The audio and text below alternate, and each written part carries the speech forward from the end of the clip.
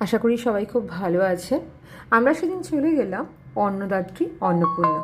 নতুন এক প্রকার রেস্টুরেন্ট তৈরি হয়েছে আমাদের এখানে নিউ টাউনে। জায়গাটা একটু বলে রাখি কোথায় হয়েছে। Theme based restaurant, Ohio hospital আপনারা আশা করি সবাই চেনেন নিউ টাউনে।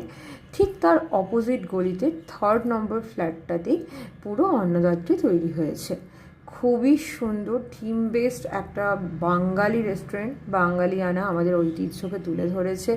প্রত্যেকটা মূর্তি এত সুন্দর করে সাজানো। এবার বলে রাখি, ওনারা এত মূর্তি কেন সাজিয়ে রেখেছেন, ওনাদের নিজস্ব কাজ আছে। ওরা মূর্তি তৈরি করেন, বড় বড় দুর্গাপুজোয় মণ্ডপে ওরা মূর্তি প্রোভাইড করেন, ওনাদের কারিগর আছে।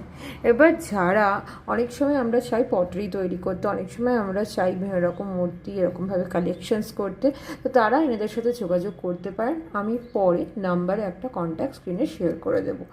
খুবই সুন্দর অ্যাস্থেটিক একটা লুক দিয়েছে। ইভেন অলসো একটা মিউজিক বাজছিল, সেটা খুবই স্মুদিং রবীন্দ্রসঙ্গীত বাঙালি মিউজিক বাজছিল। গানের সুরটা এতটাই সুন্দর লাগছিল, সেতার বাদল মিক্সচার অফ মিউজিক, মানে গেলেই মনটা ভালো হয়ে যাবে। বেস্ট পার্ট হচ্ছে এখানে এই যে কালার মূর্তিগুলো দেখতে পাচ্ছেন আপনারা, তার সাথে মাটির যে মূর্তিগুলো যেগুলো কালার্ড নয় সেগুলো দারুণ দেখতে লাগছিল। এবার চলে আসি খাওয়াতে, যেটা অসম্ভব সুন্দর ছিল। আমরা নিয়ে নিয়েছিলাম থালি, একটা ভেজ থালি, আর একটা হচ্ছে বাসন্তী পোলাও আর গন্ধরাজ চিকেনের থালি, যেটা আপনারা আনলিমিটেড যতবার ইচ্ছা চাইতে পারেন। ইভেন অলসো আমরা নিয়েছিলাম ফিশ ফ্রাই, সাথে আমপোড়া শরবত। খুবই টেস্টি ছিল, রিজনেবল প্রাইসে সব কিছু পাওয়া যাচ্ছিল।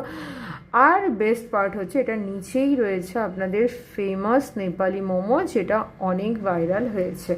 এটাও আমরা একদিন খেতে গেছিলাম, খুবই টেস্টি মোমো। এটা নিয়ে আমরা আরেকদিন পরে ভিডিও করে আপনাদেরকে দেখাবো।